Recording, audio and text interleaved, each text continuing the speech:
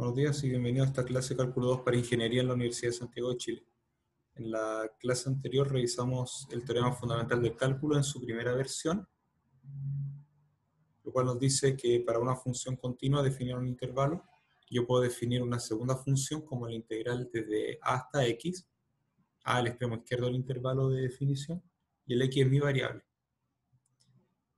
Y esas dos funciones, la original f minúscula con la nueva función, están relacionadas por medio de una derivada. Si nosotros anotamos eso, bueno, bajo ciertas condiciones, la fórmula que nosotros tenemos es la siguiente, que la derivada con respecto de x, que es una integral desde a hasta x, de una función f minúscula. Aquí tenemos que usar, por ejemplo, letra t, en realidad una letra distinta de x como variable de integración. Bueno, esa derivada es igual a la función que está dentro evaluada en x. También revisamos una versión más general, que nos dice qué pasa cuando nosotros escribimos en el extremo inferior y superior funciones de x. Entonces vamos a poner, por ejemplo, desde alfa como función de x hasta beta como función de x. Y el ejercicio en el teorema fundamental es básicamente tomar el extremo superior y reemplazarlo en cada parte donde haya t. Y aquí básicamente es lo mismo, pero hay que tener más cuidado. Sigue estando ese reemplazo, pero hay que multiplicar por algunas derivadas. Esto fue lo que hicimos ayer.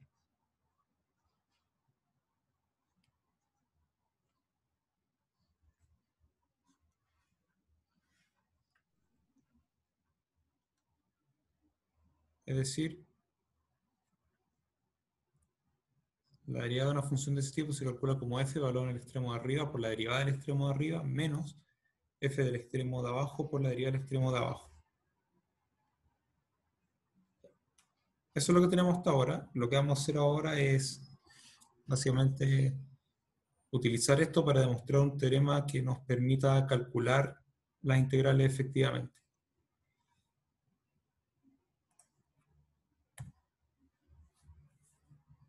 Bien, entonces, para una función continua, al final del intervalo, el teorema fundamental del cálculo señala que una nueva función, integral desde a hasta x de la función f minúscula, es continua en el intervalo abierto y debe ser al revés, continua en el intervalo cerrado derivable en el intervalo abierto.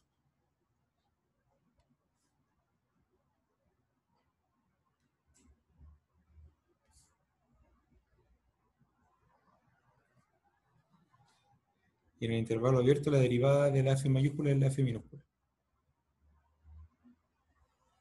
Bueno, aquí dicen si es válida la implicancia contraria. O sea, básicamente,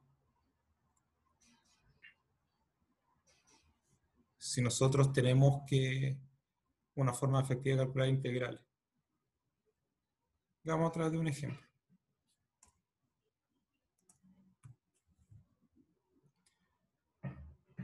Vamos a considerar las funciones que ustedes pueden ver. F de x como 2x, g de x como x cuadrado y h de x como x cuadrado más 4. Ciertamente la derivada de g es f y la derivada de h también es f. Eso es lo importante aquí.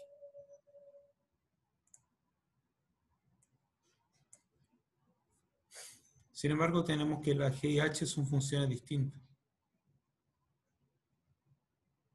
Entonces, cuando aquí hablamos de integral de f, en realidad estamos hablando de una primitiva o de una antiderivada. Una función que haga el proceso inverso a la derivación. Entonces, si nosotros pudiéramos llamar, por ejemplo, a este x cuadrado como una antiderivada de 2x, bueno, si usted empieza por el 2x y si buscan una función cuya derivada es 2x, obtienen, por ejemplo, el x cuadrado. Pero el x cuadrado más 4 también cumple esa función y la pregunta es, ¿cuál de las dos elegimos? Y la verdad es que uno no se puede quedar con una sola de estas funciones. Porque, digamos, cualquiera que tenga como derivada igual 2x sirve. Y en realidad, si nosotros hacemos una modificación sumando una constante, vamos a tener otra función primitiva. Bueno, Tenemos una función, definimos un intervalo con valores reales, continua, y vamos a decir que una función con derivada continua, que la vamos a llamar como g, es una primitiva, si la derivada de la g es igual a la f. Así que todo esto es para decir que el concepto de función primitiva es la función que hace el paso inverso de la derivación.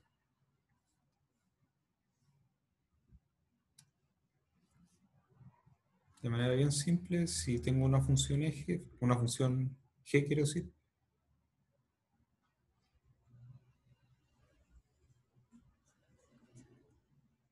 la g, si la derivamos, la derivada de la g es la f. El proceso inverso es lo que llamamos como primitivo.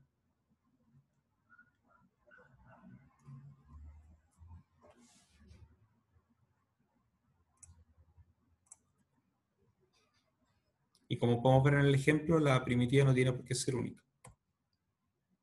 De hecho, la g y la h son primitivas de la f. Si vemos más ejemplos de esto, tenemos la función definida por la fórmula x elevado a 5. Para buscar una primitiva uno piensa, por ejemplo, en x elevado a 6. Porque la derivada de x elevado a 6 es 6 por x elevado a 5. No es la que queremos, pero para corregir ese problema, que es un factor constante, nosotros tenemos que dividir por 6. Y así digamos que una primitiva de la f es la función g definida por la fórmula x elevado a 6 sobre 6.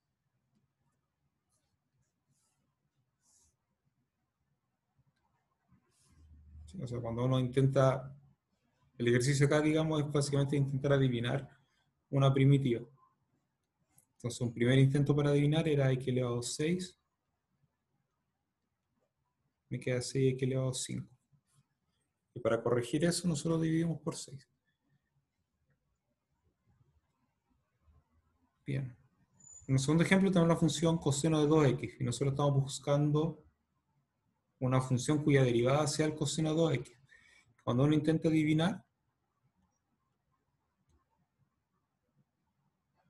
uno dice, bueno, la derivada de seno es coseno. Así que nosotros podemos intentar adivinar y decir, bueno, la derivada del seno de 2x. Eso me da el coseno de 2x, pero por la regla de la cadena eso está multiplicado por 2. Así que tendríamos que dividir el 2 para tener una primitiva. Y aquí proponemos seno de 2x sobre 2, que en el fondo su derivada es coseno de x, y le estamos sumando 3, porque podemos sumar una constante.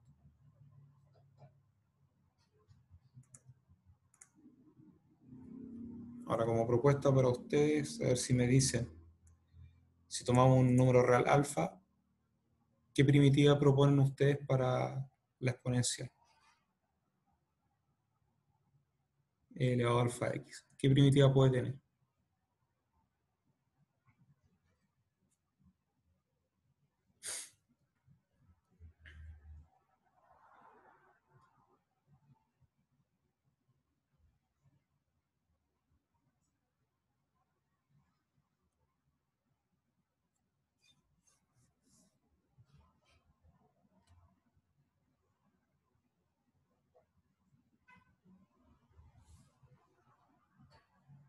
Entonces uno dice, bueno, tengo que buscar una función cuya derivada sea la exponencial que tenemos aquí, entonces veamos. ¿Sí?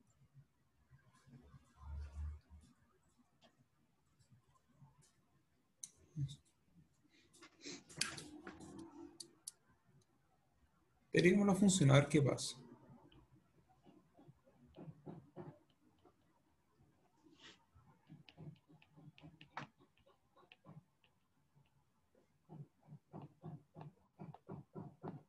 Por la regla de la cadena me queda multiplicado por alfa.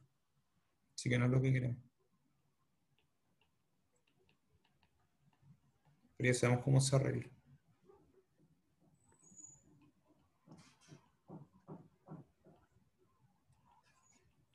Esto funciona cuando el alfa es distinto de 0. Porque si el alfa fuera 0 no podría dividir.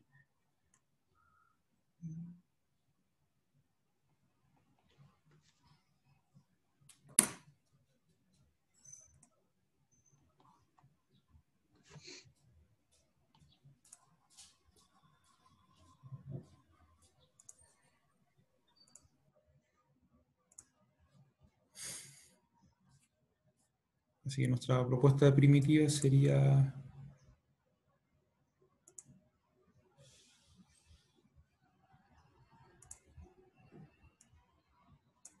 la misma exponencial pero dividido por alfa.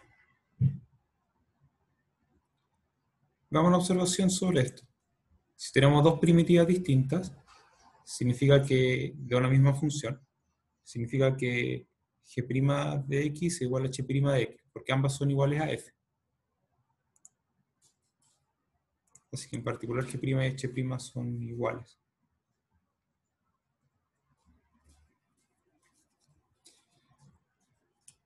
Esta notación de aquí se refiere al dominio, o sea, estamos asumiendo que la g y la h están definidas sobre un mismo dominio. Y para poder sacar la conclusión que viene a continuación, tenemos que asumir que ese dominio es un intervalo. La cosa sería, si el dominio fuera más extraño, ¿qué puede pasar? La situación es más extraña también. Bueno, lo importante es que si dos funciones tienen la misma derivada, entonces la derivada de la diferencia es cero. Y la única forma de tener una función cuya derivada es cero es que la función sea constante. Aquí es importante que esto esté definido sobre un intervalo.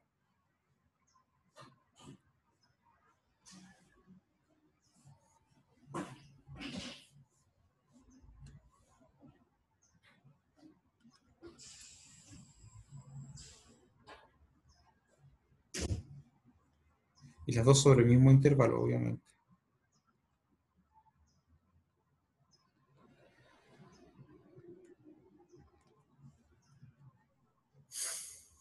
Profe, disculpe, no se ve lo que está escribiendo. Sí, está escribiendo. Ya lo corrijo ahora. O sea, esperemos.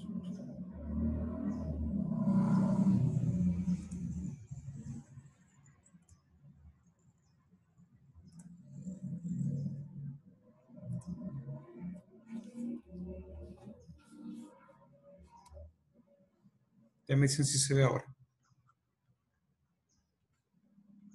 Sí, ahora sí. Lo que estamos comentando es que las dos funciones g y h que tenemos acá tienen que estar definidas sobre un intervalo y en realidad tienen que ser sobre el mismo intervalo. Si el dominio es más extraño, como por ejemplo unir dos intervalos o más, entonces podría haber constantes distintas en cada intervalo, ese tipo de cosas. Entonces nosotros no queremos situaciones de ese tipo que normalmente esperamos que no las vamos a encontrar. Así que para estar tranquilo tenemos que dar una definición de ese tipo. Si las g y h son primitivas de una función, sabemos que el g' y el h' son iguales, así que la derivada de la diferencia, la derivada de g menos h es 0. Sabiendo que la función está definida en un intervalo, sabemos que existe una constante real, que estamos llamando como c, de manera que la diferencia es constante, es igual a c. Así que el g igual al h más c.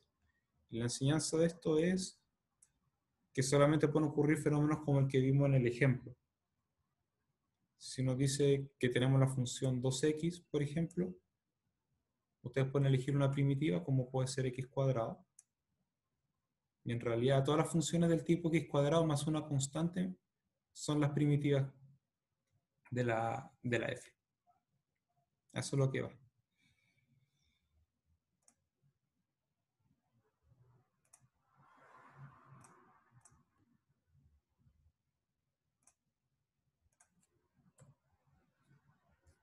Entonces nuestra proposición dice lo siguiente.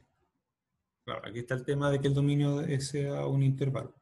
Sean g y h dos funciones primitivas de f, siempre definidas sobre un intervalo a, b. Entonces existe una constante real de manera que la g igual a h más una constante. Entonces esa es la observación principal aquí.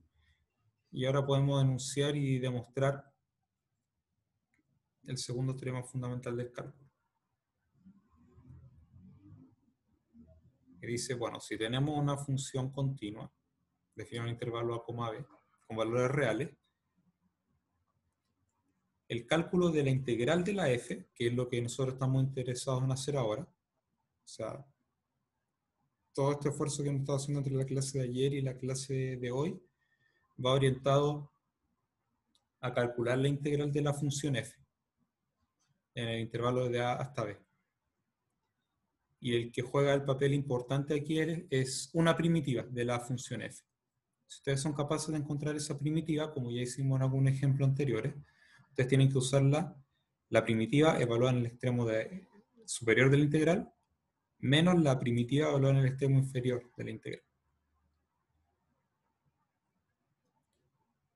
Así que eso nos dice el teorema. En particular, la integral desde a hasta x de la f es g de x menos g de a. Lo único que hacemos en estos casos es como cambiar el dominio a un intervalo desde a hasta x. Vamos a hacer el bosquejo de la demostración.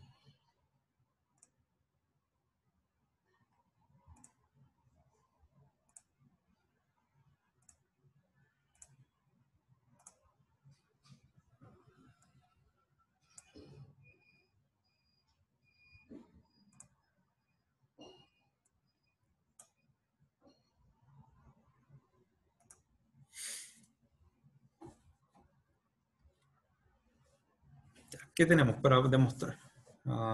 Aquí vamos. Tenemos dos funciones, f y g, definidas desde intervalo a, b con valores reales.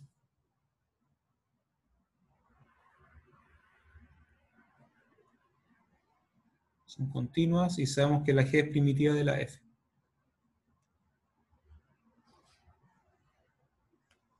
Al revés.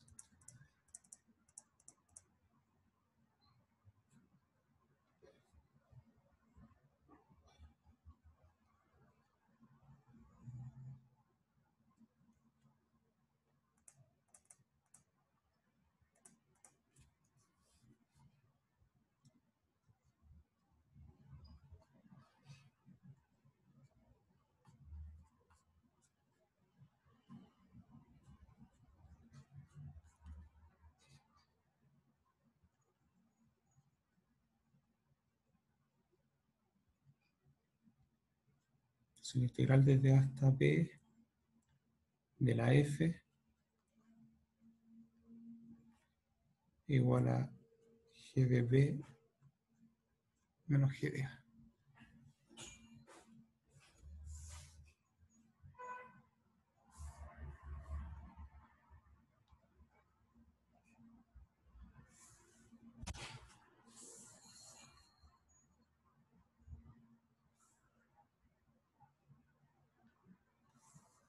Vamos a la demostración de esto.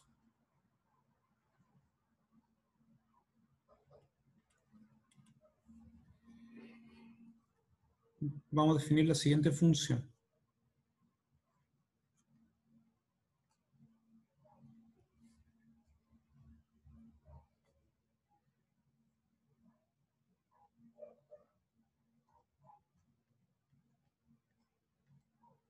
La vamos a llamar como f mayúscula.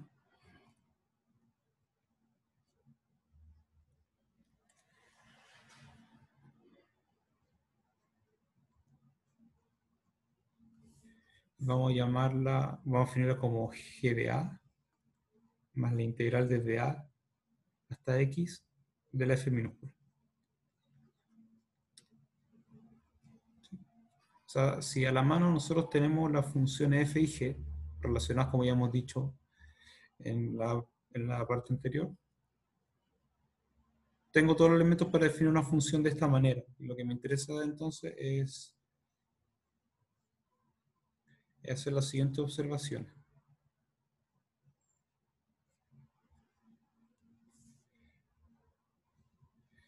Primero, ¿cuánto vale la f mayúscula en a?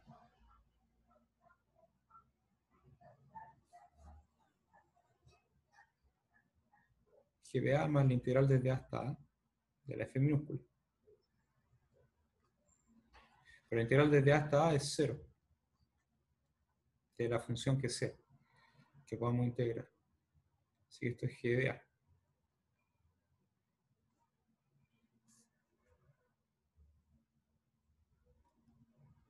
Y segundo, ¿cuánto es la derivada de la f mayúscula? Bueno, derivar una constante es 0, y para derivar la integral es teorema fundamental del cálculo, me queda f de x minúscula.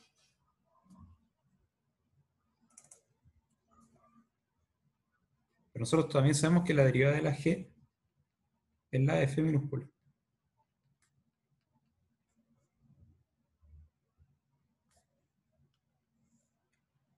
Así que la situación es la siguiente. Tenemos dos funciones, la f mayúscula y la g, que coinciden en un punto, en el punto A, y que tienen la misma derivada en todos los puntos.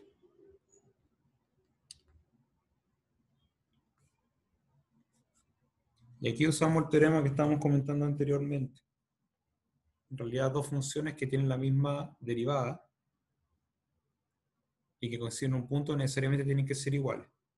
¿Por qué? Porque si tienen la misma derivada, lo que dijimos antes, bueno, son dos primitivas de la misma función. La f y la g tienen diferencia de una constante. Y lo que estamos diciendo arriba es que esa constante es 0.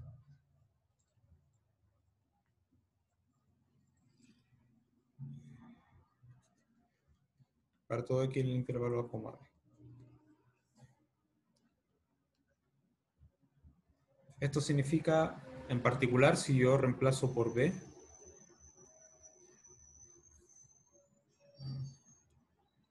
corrijo, g de b es igual a f mayúscula de b, y aquí usamos la fórmula de la f mayúscula,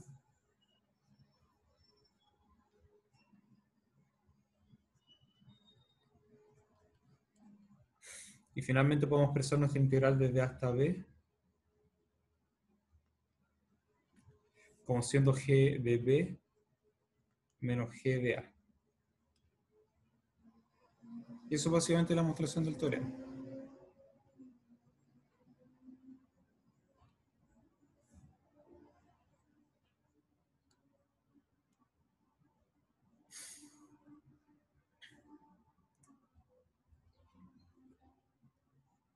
Si vemos un ejemplo, considere f de x igual a 2x.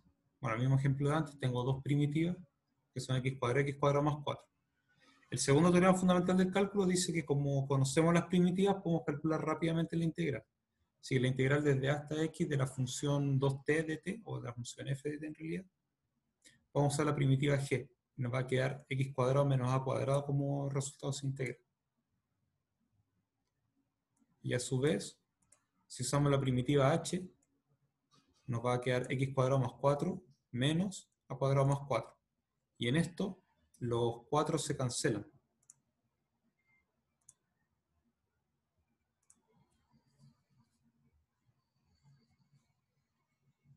Claro, aquí es más natural eso, así que nos queda x cuadrado menos a cuadrado. Así que en realidad no hay problema con que dos primitivas sean diferentes por una constante. Porque como estoy evaluando en dos puntos y haciendo una diferencia, esa constante que hemos sumado se terminan cancelando. Así que la observación es básicamente lo que uno tiene que rescatar de aquí. Para determinar la integral de una función, tenemos que encontrar una primitiva. Para deducir que la integral de la función es la diferencia entre la primitiva evaluada en los extremos de la integral. Esa va a ser, digamos, a menos que el ejercicio especifique que no podamos usar esto, digamos, esta va a ser la forma en la cual vamos a preferir calcular la integral.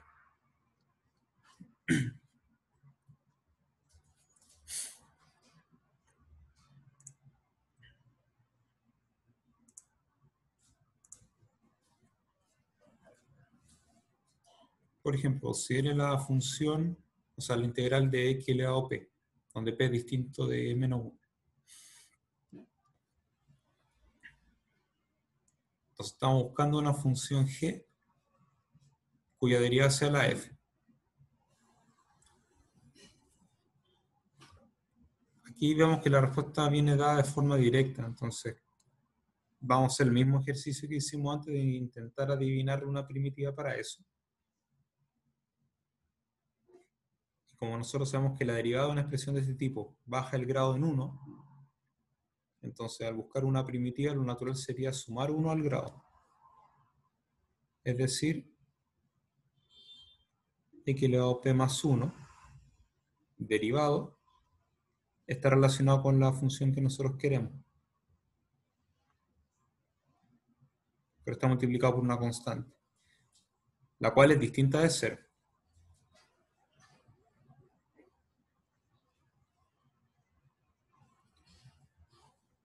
Por lo tanto, puedo dividir, y me queda x elevado a p más 1 sobre p más 1. Su derivada es x elevado a p.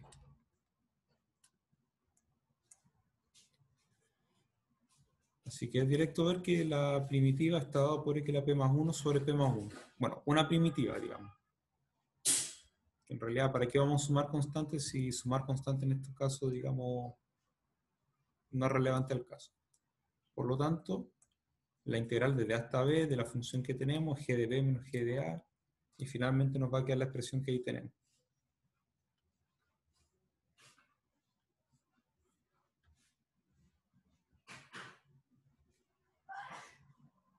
Otra forma de escribir lo mismo, dejando con un solo denominador.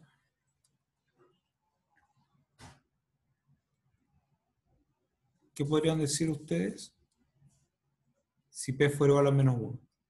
¿Podemos hacer esto mismo o no?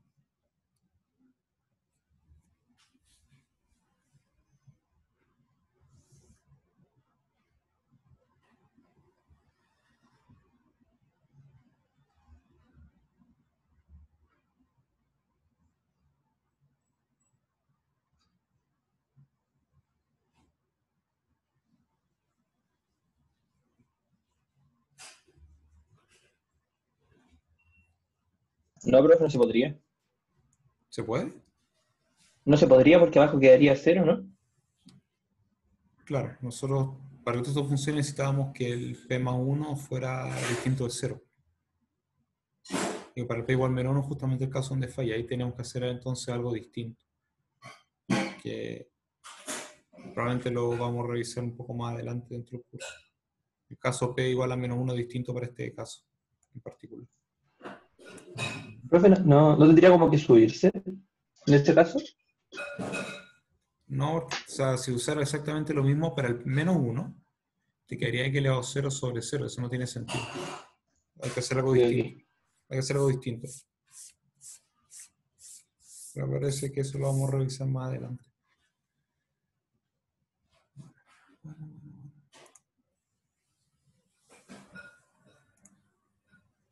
Considere otro ejemplo, que es la integral desde 0 hasta x de la función seno. En el momento de buscar una primitiva, bueno, uno sabe que la derivada de coseno es menos seno, así que corrige el signo cambiado y queda como menos coseno de x la primitiva que estoy buscando.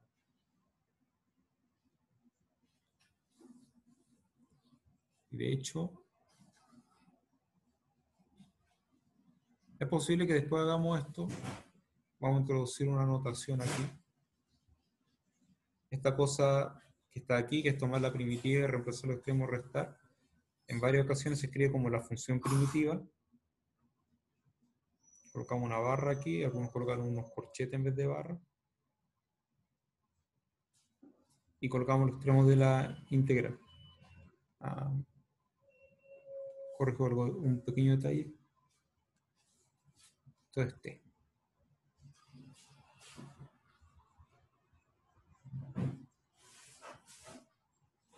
De hecho, así, o como digo, bien parecido a esto, se lo van a encontrar en varias partes. Como que ustedes escriben la primitiva, colocan una barra y especifican los extremos de la integral. Y eso significa hacer el reemplazo que está abajo. Bien. ¿Qué nos queda en este caso en particular? Nos queda la primitiva en x, o sea, menos coseno de x, menos la primitiva en 0, que es menos 1. Y ahí termina porque negativo con negativo me queda positivo y reorganizando me queda 1 menos coseno de x.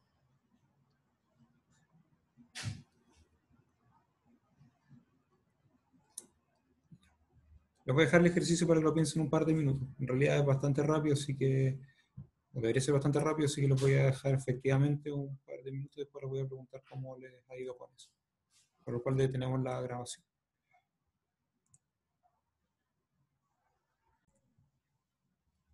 Bien, ¿qué tenemos que hacer para calcular una integral? ¿Qué proponen? Si la función que estamos integrando es coseno. Transformarla a seno. Ya, efectivamente el seno, la primitiva que estamos buscando. Y después evaluar en x y en 0. Al resto. La función que tenemos que usar es seno de t. Tengo que reemplazar el t por x, viene un menos, otra vez usamos la función seno, evaluado en 0. Y eso, bueno, el seno de 0 es 0, así que me queda seno de x. La observación importante es que la derivada de seno es coseno.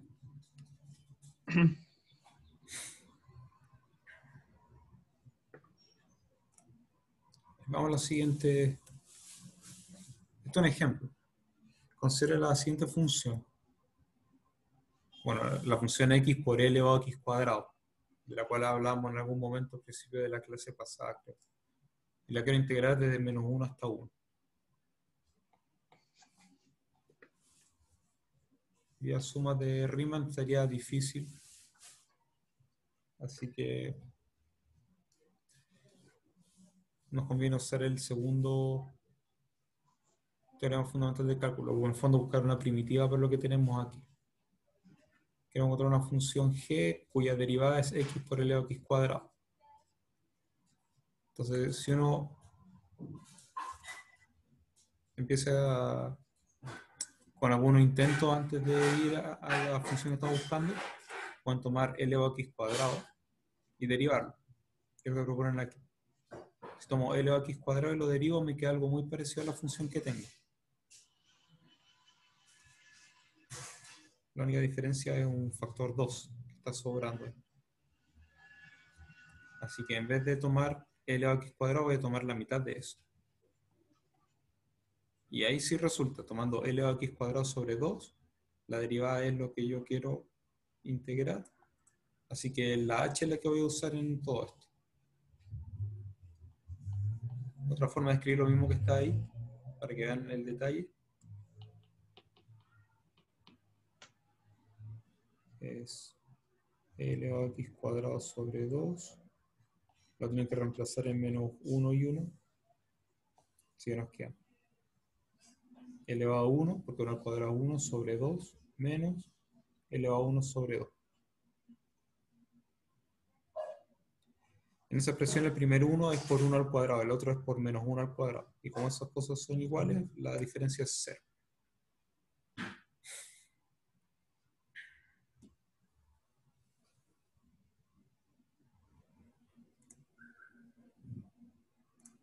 Así que cuando tengamos una forma bien, o sea, simple, digamos, cuando sepamos encontrar primitivas, que en el fondo es lo que estamos poniendo en práctica ahora,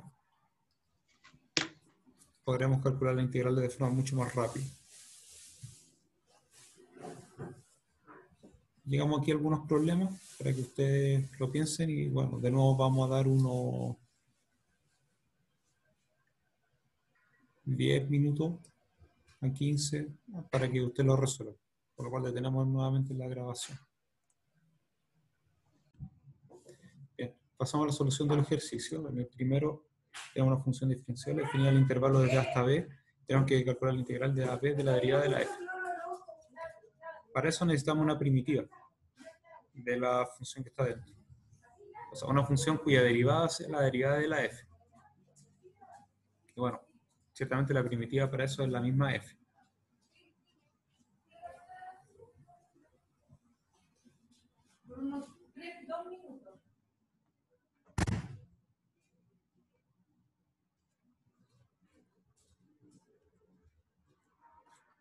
Así que cuando tengamos la integral desde A hasta B de una función que ya está expresada como la derivada de alguien,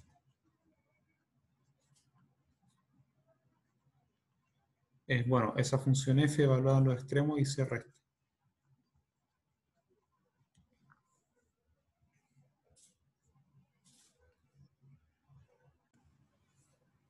Bien, tenemos que en función de un tiempo t medido en años, la altura de una palmera, vamos a considerar que está medida en metros, por ejemplo, viene dado por la fórmula que podemos ver, raíz cuadrada de t más 1 más 5 por t elevado a un tercio. para un t que está entre 0 y 8. Tengo que determinar la altura para el t igual 0, para t igual 8 y la altura promedio en todos sus intervalos. La parte A es simplemente reemplazar el t por 0 y el t por 8. Así que la altura en tiempo 0 es h de 0, que es la raíz de 1, más 5 por 0 elevado a 1/3, y eso es 1. En cuanto al h de 8, eso es la raíz de 9, más 5 veces 8 elevado a 1/3. Y eso es, bueno, 3 más 5 por 2, y eso es 13. Así que entonces intervalo, la primera crece desde 1 metro hasta 13 metros. Y la altura promedio es básicamente el valor medio de esta función altura. El valor medio nosotros ya hemos dicho que se calcula como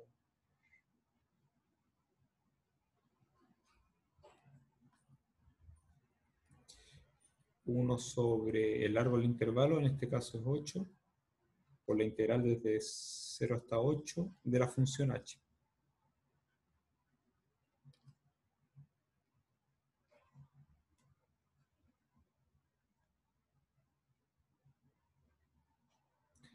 Y nuestra función tiene una fórmula.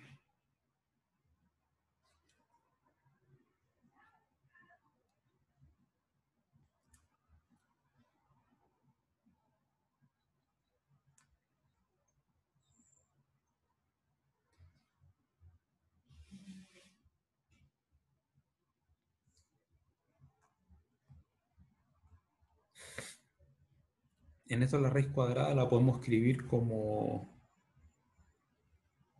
t más 1, todo eso elevado a 1/2.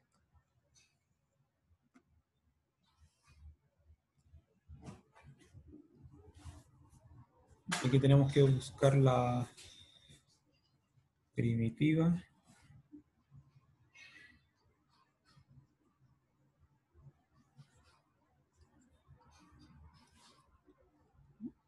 Bueno, para t elevado a 1/3 usamos la fórmula que vimos en algún momento. O sea, t elevado a p se puede, digamos, integrar con esa fórmula que habíamos mencionado. Y en este caso tenemos t más 1 en vez de t. Si fuera t, lo podemos hacer también con esa fórmula. Pero como es t más 1, tenemos que contemplar la regla de la cadena. Y en este caso como que da igual. Así que nos va a quedar t más 1 elevado a 3 medios sobre 3 medios. Ustedes pueden verificar, derivando lo que estamos escribiendo ahora, que se obtiene la función que queremos. Más 5 por t elevado a 4/3 sobre 4/3. Toda esa expresión, que es mi primitiva, se reemplaza en 0 y en 8.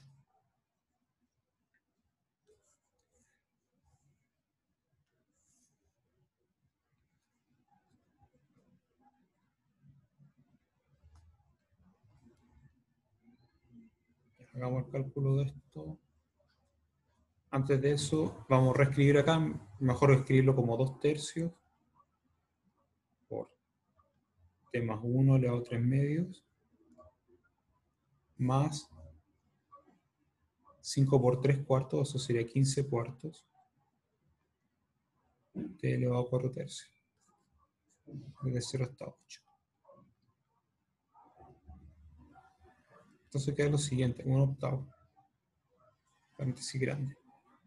Reemplazar en 8 me da 2/3 por 9 elevado a 3 medios, que es 27, más 15 cuartos por 8 elevado a 4/3, que es 16.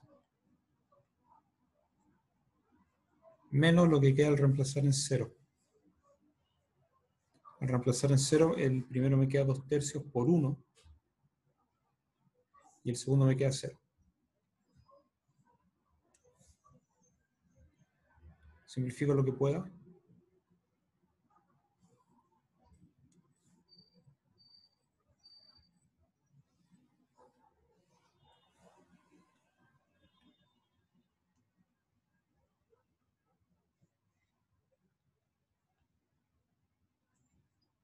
1 por 2, 18.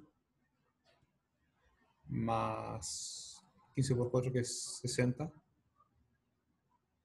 Menos 2 tercios.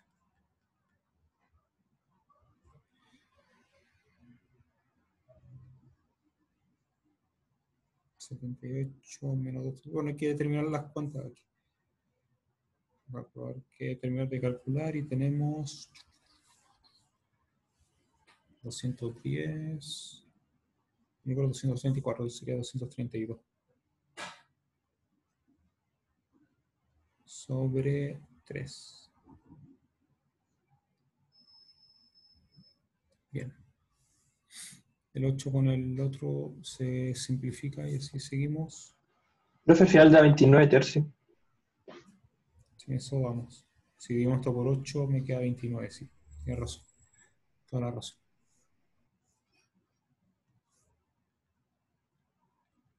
Esa es la altura promedio de la palmera. Que ciertamente tiene que ser un número entre 1 y 13. Estamos bien con eso.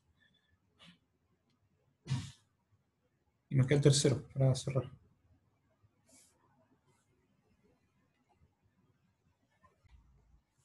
En este ejercicio básicamente debemos calcular la integral desde menos 1 hasta 1 de la función x elevado a n con respecto a la variable x para números naturales, y tenemos que considerar los casos impar y par en ese orden. Veamos el caso impar.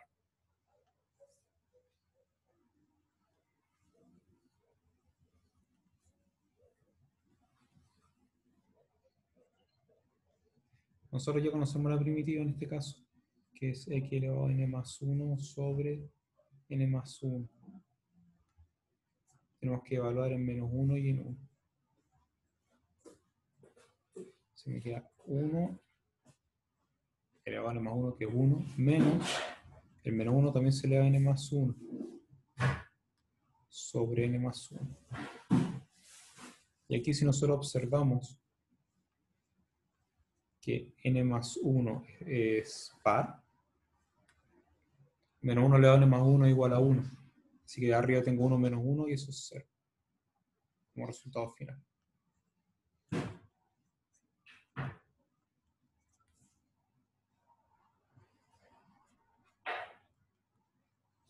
Ahora, si el n fuera par, básicamente todas las cuentas están hechas para llegar hasta la igualdad donde está el menos 1 a la n más 1. Y lo único que cambia es que en este caso hay que tomar n más 1 impar.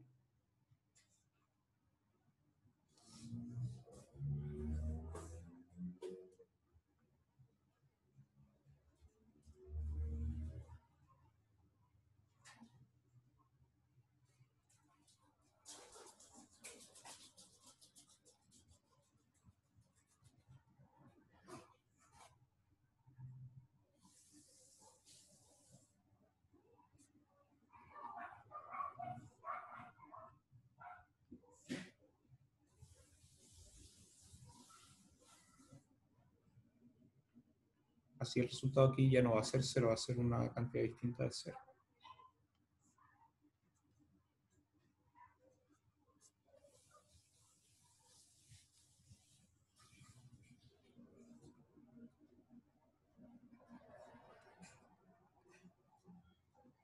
Si nosotros podemos resumir esto como que la integral desde menos 1 hasta 1, dependiendo de la paridad, va a ser 0 si el n es par, si el n es impar, disculpen.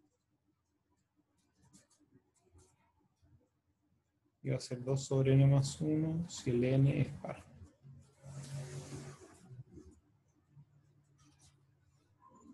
¿Alguna consulta sobre esto o los anteriores? ¿Qué me dicen?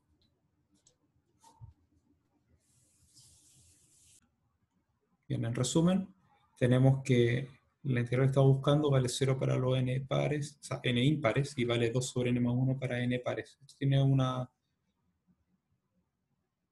contraparte gráfica. Si el n es impar, tengo una simetría en el origen. Por lo tanto, el área en el primer cuadrante se cancela con la del tercer cuadrante. Vamos a notar el caso impar. Se cancela, así que naturalmente aquí es 0. En el caso de que el n es par, la función toma valores positivos, o 0 en el origen, digamos, el área es positiva. Y de hecho también se puede observar que lo de la izquierda es igual a lo de la derecha. Son observaciones que en algún momento van a ser relevantes. Así que sí, efectivamente, para el cálculo exacto de cuánto vale la integral, es 0 en el caso impar y es 2 sobre n más 1 en el caso par.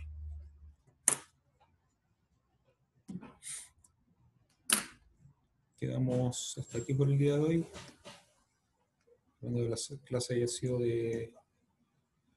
más provechosa. Nos estamos encontrando en una próxima ocasión.